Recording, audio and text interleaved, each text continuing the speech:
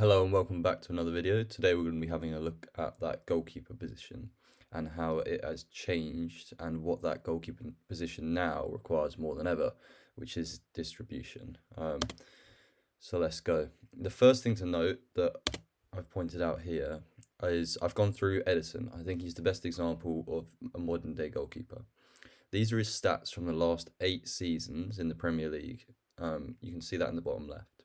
And what we've got is his short, medium, and long passes. 31.7% of his passes in the last 8 seasons are long passes, which means that about a third of the passes that he makes are fairly long passes. So that's the first bit of information. The second bit is this drastic drop that we see in terms of the if a pass is completed. So 99.1% completed when it's short or medium versus 61.4% completed if it's long. So this tells us that yes, long passes should be in the game, but they should be used a bit more sparingly due to that lower pass completion rate. And the third interesting statistic is the average number of passes per game for a goalkeeper last season was 30.9 in a game. This means that approximately a goalkeeper should be playing 10 long passes per game, which doesn't sound like a lot. So they should be used quite sparingly. They should be used only when it's appropriate. Okay, what I'm wanting to do now is have a look at some of those long pass examples, and in particular the areas of the pitch where we're trying to go long into. So let's have a look at our first example. Here we go, we've got Edison, head up, a long pass, and he's found this wide area of the pitch. This is important, and we're going to see it in every example, because if there is a turnover in that central part of the pitch, if we lose the second ball after that long ball has been played, we are susceptible to that counter attack or that transition. Whereas if we lose the ball out wide, it's a lot less dangerous for us. Again, we've got a similar thing here, exactly the same area of the pitch, nice and wide. Again, another example on the opposite side this time, but same area of that pitch, nice and wide. This is part of the reason why we make sure our wingers are also nice and wide, so they can receive these passes. This one's a little bit longer, but again, same area of the pitch, nice and wide, so that if we lose that ball, it doesn't affect us in transition. And again, another example here, nice and wide. He overhits this one, but it's the same idea, out to that winger on that touchline. And Wembley is notorious for being quite a narrow pitch. So it's unsurprising actually that he found it quite hard to hit some of these passes out wide. The final example here I found very interesting. So you'd think City from their kickoffs, a team that like to build up, a team that likes to play a lot of passes, there's no way that they would go long.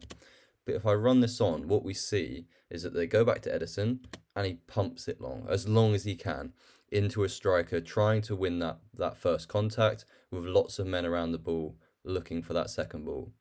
So maybe this is something that we should be looking to implement in our game, to turn the opposition around, to get us up into their defensive third of the pitch nice and quickly off kickoff.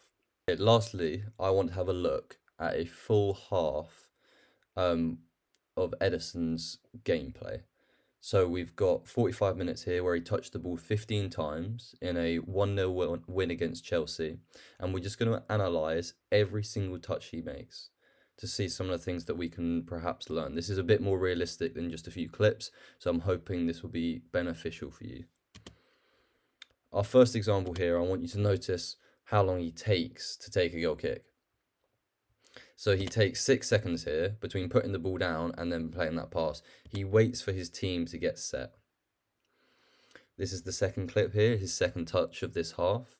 He creates space between him and firstly John Stones, the passer, but also the two attackers by making sure that he's nice and deep to allow him more time to take a touch and to pass that ball. And he opens himself up really nicely here. So in one touch, he allows himself to make 3 passes here, and maybe even the left back, so a 4th pass. And he passes actually into Rodri on that occasion. Again, look, we've got a similar idea here. He's nice and deep in his penalty area, meaning that there's more space between him and Walker, who's playing this pass, allowing him more time to take a touch before getting closed down. And again, really nice body position, opens himself up off that pass from Walker, allowing himself to see the whole pitch. Here we have another goal kick, which he takes nice and short to Laporte. But as we run this through, we see that he's constantly communicating with him, letting him know that he's still available for that pass. And he receives it, and he plays one touch onto John Stones. Again, here he's gone short, this time rolling the ball out. Again, here he receives another pass, first time nice and short into Laporte, keeping that attack flowing, keeping that attack recycling. Again, another one, very simple pass, one touch, and pass on. Okay, I love this one. He's received this ball back from John Stones, and if you look at him, if you look at that arm, that left arm, he's clearly pointing, that's the direction that he's going to take it. So if we run it on one more, what we see here is he opens his body out, and we've got a run from Jack Grealish into that left-hand side of the pitch, and he's going to play a long pass this time. You can see that there's pressure on him, so maybe he's feeling that a little bit more. No worries, I'm going to go long into that wide area of the pitch, like we've already spoken about in the long pass examples. This is a really good example because it shows even Man City, even Pep tells his goalkeeper that sometimes it's just got to go. Here he receives a bobbling ball back to him, and he can see Lukaku putting pressure on him. So if we run it through, what does he do? He just boots it. He gets rid of it. He doesn't take any chances. He recognises a threat and just simply puts it out of play. We run it on again. We see a simple pass received from the left and pass out to the right. I love this example because it shows his knowledge about tempo and speed of the game. So Man City have just gone 1-0 up, and he's thinking, let's try and kill this game a bit. Let's take some pace out of it. So look how long it takes him to play. I think this is a drop ball in this situation. It takes him almost 10 seconds to get rid of that ball. He allows the team to get set, to have a breather, and then he releases it with a short roll out wide. This, again, is the same idea of dropping deep into that penalty area. He does this in front of his goal because he's very brave. I may suggest we do this slightly outside the goal. But again, dropping deep creates more space between him and Stones, who's playing that pass back to him, meaning that then he has time to take a touch, get his head up, and he sticks it long this time. Maybe he recognises a bit of a Chelsea press. They've just gone 1-0 up. So he's thinking, okay, let's turn them, let's spin them in behind. This is about, again, reading and understanding the game. And he puts it again into that wide area long. Another example here of how long he takes over taking a set piece. Again, this is just about understanding tempo, recognition of the speed of the game, letting your team get set. We're 1-0 up, we don't need to force anything. Let's make sure we're ready before I play. And then he goes out wide. Even going long with a throw-in, he's gone out wide there. Another simple roll out to Laporte. I told you I'm including every single touch here. But again, look, he drops deep in his goal, ready to receive that pass back from Laporte, making more space between him and Laporte, allowing him more time to then take a touch, get his head up. Again, a lovely body position here, receiving from the left, passing out to the right.